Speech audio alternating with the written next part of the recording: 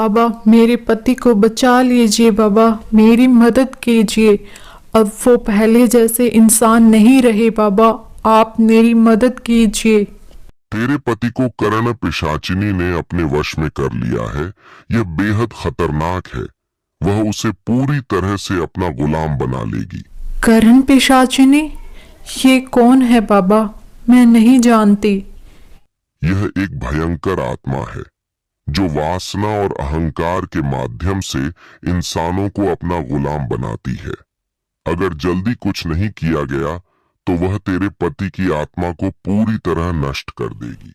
बाबा, मुझे कोई उपाय बताइए। मैं अपने पति को नहीं खो सकती।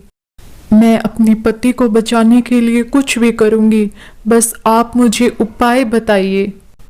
यह आसान नहीं होगा। कर्ण पिशाचिनी को रोकने के लिए तुम्हें अपना जीवन दांव पर लगाना होगा। क्या तू इसके लिए तैयार है? मैं सब कर लूंगी बाबा।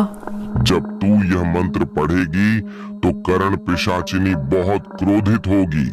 वह तुझ पर और तेरे पति पर हमला करेगी, लेकिन डरना मत। तांत्रिक सुनीता को एक विशेष मंत्र और ताबीज देता है। वह उसे चेतावनी देता है कि इस प्रक्रिया में बहुत खतरा है। इस ताबीज को अपने पति के गले में बांधना और मंत्र को पूरा कर। सब कर लूंगी बाबा।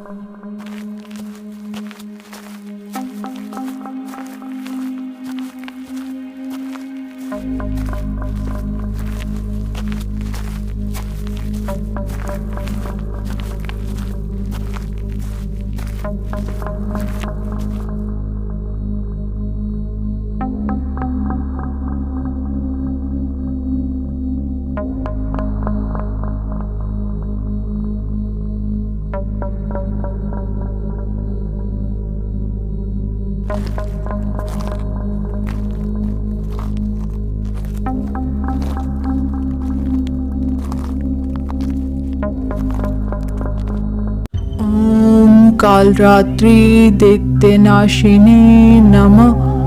ओम महाकाली सर्वदुःखहराय स्वाहा। ओम कालरात्रि दैत्यनाशिनी नमः। ओम महाकाली सर्वदुःखहराय स्वाहा।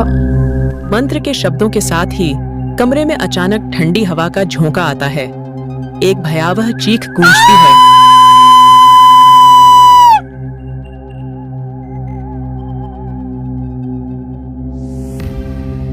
कर्ण पिशाचिनी कमरे में प्रकट होती है। उसका रूप और अधिक डरावना हो चुका है और उसकी जलती हुई लाल आंखें सुनीता पर टिकी हुई हैं। मुझसे छुटकारा पाना चाहती हो? तुम्हें क्या लगता है ये इतना आसान है? तुमने मेरे साथ खेल खेला है और अब इसकी कीमत तुम्हें चुकानी होगी। रामू कर्ण पिशाचिनी के प्रभाव में सुनीता की ओर बढ़ता है। उसकी आंखों में प्यार नहीं बल्कि नफरत झलक रही है। तुम्हारी पत्नी तुम्हें मुझसे दूर ले जाना चाहती है। उसे रोको, वरना मैं तुमसे सब कुछ छीन लूंगी। ये आप नहीं बोल रहे, ये सब यही करवा रही है। तुम्हें अपनी आत्मा को बचाना होगा। तुम्हें कुछ सोचने की जरूरत नहीं, बस मेरी बात मानो और इसे जल्दी खत्म करो। क्या तुम वाकई सोचती हो कि यह ताबीज मुझे रोक पाएगा? मैं वो हूँ जो आत्माओं को नष्ट कर देती है। सुनीता मंत्र को तेज आवाज में पढ़ने लगती है। ताबीज की चमक बढ़ती है और कर्ण पिशाचिनी पीछे हटने लगती है। एक जलती हुई छाया जिसमें दर्द और क्रोध का अंबार है। मैं तुम्हारे जीवन को नर्क बना दूंगी। मैं तुम्हारे पति को कभी नहीं छोड़ूंगी। मैं आपको बचाने के लिए किसी भी हद तक जाऊंगी।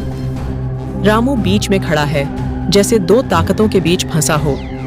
सुनीता अब समझ चुकी है कि कर्ण पिशाचिनी को रोकने के लिए उसे अपनी शक्ति से आगे बढ़ना होगा।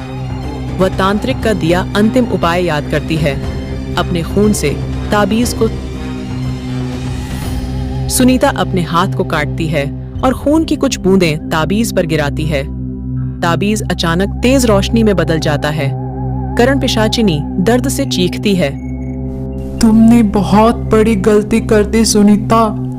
मैं लौटूंगी, ये मेरा वादा है। याद रखना, मैं फिर से आऊंगी। है सुनीता, मुझसे इतनी गलतियां हो गई, मैं तुम्हारा अपराधी हूँ, मुझे माफ कर दो। और फिर उसके बाद उनकी जिंदगी पहले की तरह सामान्य हो जाती है। एक दिन सुनीता घर के पास खड़ी होती है कि तभी उसे कुछ आवाजें सुनाई देती हैं। एक धीमी लेकिन गहरी आवाज गूंजती है। मैं आऊंगी सुनीता, मैं आऊंगी, याद रखना। क्या कर्ण पिशाचिनी दोबारा लौटेगी?